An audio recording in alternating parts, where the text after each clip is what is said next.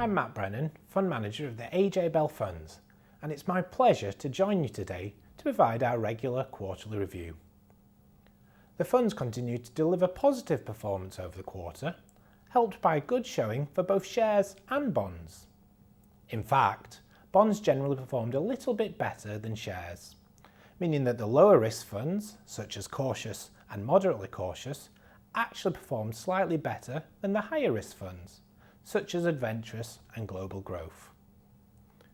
Despite the falls in the market at the end of 2018, all the funds have delivered a positive return of between 5 and 7% over the last 12 months.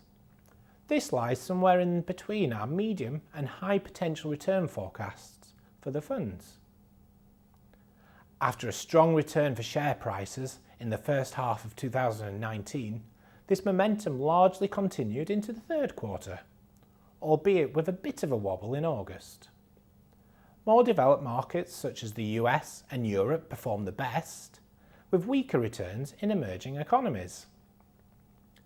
The funds have a bias towards developed markets, and as such saw positive returns overall from shares.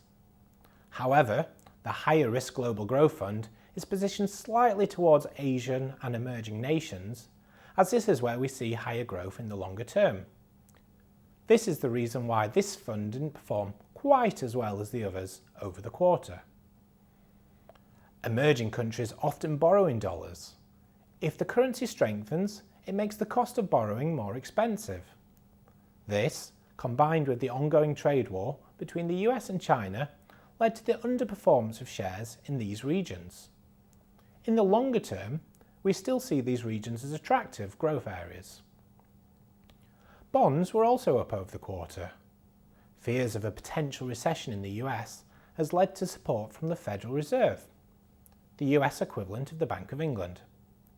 Over the quarter, it cut interest rates twice, moving from 2.5% to 2%. When interest rates are cut, a typical side effect is a fall in bond yields. The price of a bond and the yield of a bond move in the opposite direction, so a fall in yield actually leads to an increase in price.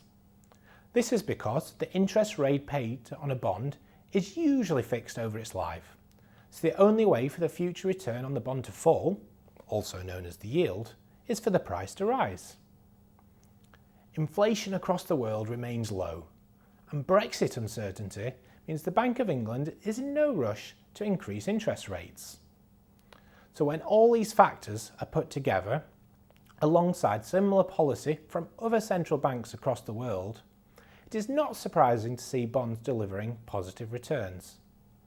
If this was to reverse and interest rates were to move back to levels seen before the financial crisis, bonds would likely fall in value. This is something we continually monitor and remain ready to react if appropriate. Given the current market environment and our long-term approach to investing, we see no reason to make any significant changes to the funds. We reviewed how the funds might perform in different Brexit outcomes, and although it is impossible to completely shield against losses, we are comfortable that we have holdings in the funds that will do well in the event of a no deal, and other positions that would do well in the event of a soft Brexit or an extension. These will offset some of the losses we may see in other holdings. Looking past Brexit, geopolitical risks continue to evolve. Relations between China and the US remain volatile, and the drone strike in Saudi Arabia did cause a short-term spike in oil prices. At the moment, these are all viewed as short-term issues, but we are always conscious that they could evolve into longer-term ones. In the bond markets, interest rates around the world remain low, offering lower and lower potential future returns. As such, we'll continue positioning the funds towards bonds in a conservative manner. That being said, share price valuations still look reasonable to us when measured over the next decade. So although uncertainty could lead to short-term losses, in the longer term we retain a positive view on stock markets. AJ Bell do not offer advice, so I would urge you to do your own research to ensure that any investment that you select is appropriate for your financial circumstances and objectives and in line with your attitude to risk. If you're unsure about this, please contact a suitably qualified financial advisor. Thank you for watching.